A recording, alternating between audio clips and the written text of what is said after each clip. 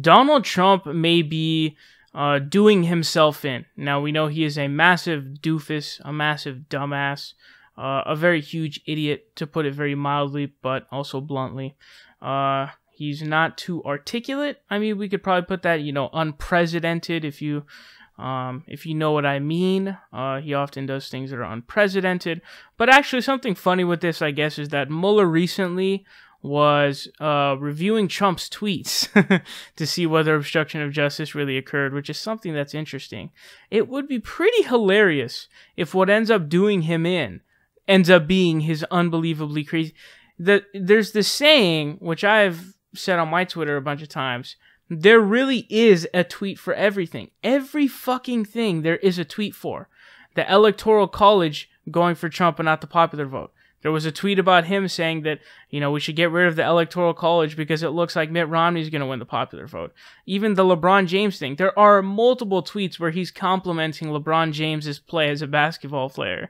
And there was even one about like, oh, look, Obama's going to launch an attack on Syria or Iran to raise his approval. And it's like, dude, there really is a tweet for everything, man. There really is a tweet for everything.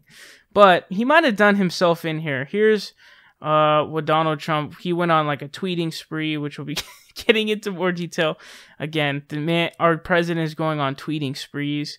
And also this is coming just after he trashed LeBron James, who had the amazing heart to open up a school that helps at-risk children, not only them, but also their parents. Unbelievably amazing act. Shout out to LeBron James for that. But here's what Donald J. Trump tweeted on Twitter. He said, "Fake news reporting a complete fabrication that I am concerned about the meeting my wonderful son, Donald, had in Trump Tower. This was a meeting to get information on an opponent. Totally legal and done all the time in politics, and it went nowhere. I did not know about it." So this is hilarious. Again, the way that he tweets, you can always tell that it's Donald, It says, "My wonderful son." Like, dude. And then the exclamation mark at the end. This just furthers my belief, and at this point, essentially a conviction, that the tweet that went on Melania Trump's account was indeed Donald Trump, just by the way that he tweeted out. Very obviously Trump himself, Donald himself. But anyways, getting to this tweet, this is pretty crazy because we're going to be looking at here in a second is Jay Sekulow, that is one of his lawyers. He's going to be talking about all of the different progressions that have happened because ABC News is going to ask him about it. Check it out. Get to the pretty remarkable shifting of explanations about this meeting. The president denying again that he knew about this meeting. When he first talked about this meeting, he denied having anything to do with statements describing the meeting in a misleading way as primarily about adoptions. Now it's shifted. Now the president's saying, wait, this was a meeting to get information from our opponents, totally illegal. So that's one concession right there. And I do have to ask you about this because I haven't had you on the program for quite a while. And last July, a year ago, when I asked you if the president had anything to do with putting out a statement about this meeting at Trump's Tower, you said he wasn't involved in any way at all. Here's what you said. The president didn't sign off on anything. He was coming back from the G20. The statement that was released on Saturday was released by Donald Trump Jr., and I'm sure in consultation with his lawyers. The president wasn't involved in that. You said the president wasn't involved in any way at all. Later, Sarah Sanders changed. Actually said, oh, yeah, the president weighed in but didn't dictate anything.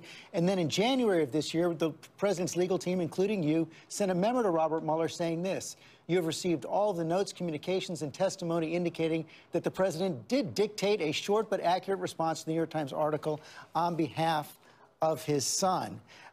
So why did you deny President Trump's involvement? When did you learn that the denial wasn't true? Well, let me tell you two things on that one. Number one is, George, I was in the case at that point, a couple of weeks, and there was a lot of information that was gathering. And as my colleague Rudy Giuliani said, I had bad information at that time. I made a mistake in my statement. I've talked about that before. That happens when you have cases like this. As far as when did we correct it, the important part is the information that we've shared with the Office of Special Counsel. I'm not going to get into the details, but we were very clear as to the situation involving that trip and the statements that were made to the New York Times. So I think it's very important to point out that in a situation like this, you have over time, facts develop. That's what investigations do. Yeah, the Trump administration really cannot get its story straight. And it's going to end up, I think, backfiring pretty bad. And I think it's going to be pretty fucking terrible for them, man, because there is a law on the books that does actually say that you can't take anything of value from a foreign agent in a domestic election. So that can be something that applies. Some other ones that could apply are conspiracy, and there are of defrauding. There are a few different things of laws that could have been broken here. Now, the legal jargon is going to get sort of confusing, and we're going to have to see. A lot of this type of stuff also comes down to whether or not it becomes enforced. Just like the different Hatch Act, violations that we've seen, and ethics laws violations that we've seen of cabinet members in the Trump administration. Like, it's very obviously clear that they're in violation, but it just doesn't end up turning into anything because it's not enforced. So that ends up being a big thing as well. But this is something interesting, man, because I think that, I don't see how this couldn't apply here. I mean, you guys can let me know, but I don't understand how this couldn't apply here, because he was, accepting, Donald Trump Jr., part of the campaign, was accepting dirt from a foreign agent. So what you're talking, I don't understand how that doesn't fit the law, breaking the violation of that law to the letter.